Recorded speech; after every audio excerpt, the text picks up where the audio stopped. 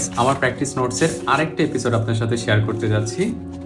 By the way, আমি কোনো financial adviser না, এগুলো হচ্ছে আমার নিজের লার্নিংস পার্সপেক্টিভে এই ভিডিওগুলো করা।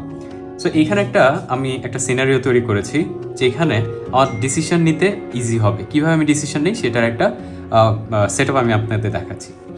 এখানে একটু খেয়াল করলে দেখবেন যে আমার প্রাইস আপওয়ার্ডস ছিল, তার মানে হচ্ছে আপ ট্রেন্ড। দেন আমি বুঝবো কিভাবে যে প্রাইস রিভার্স করছে। যেই মুহূর্তে আমার এখানে একটা সাপোর্ট ছিল, এখানে একটা গ্রিন ক্যান্ডেল দেখতে পাচ্ছেন, এখানে আমি একটা সাপোর্ট আঁকাবো কিভাবে, প্রাইস যখন এই চ্যানেলটাকে ভেঙে ফেলেছে অ্যান্ড এইখানে এই ক্যান্ডেলটা আমার এখানে একটা সাপোর্টিভ ক্যান্ডেল হিসাবে এখানে আছে। সো আমরা এখানে দেখতে পাচ্ছি এখানে একটা অর্ডার ব্লক আছে। আমার প্রিভিয়াসলি অর্ডার ব্লক নিয়ে একটা ভিডিও তৈরি করা আছে, আপনারা চাইলে এখানে দেখতে পারেন।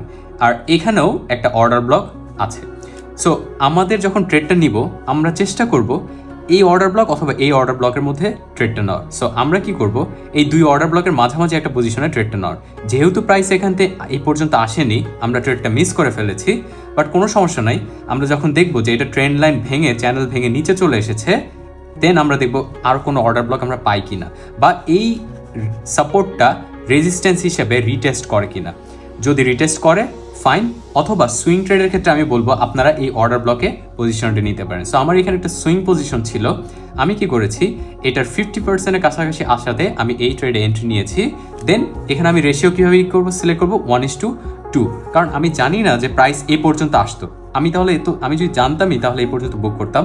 যেহেতু আমি জানি না, আমার রিস্ক অ্যান্ড রিওয়ার্ড রেশিও হিসাবে 1:2 অথবা 1:2.5 or 3 আপনি নিতে পারেন।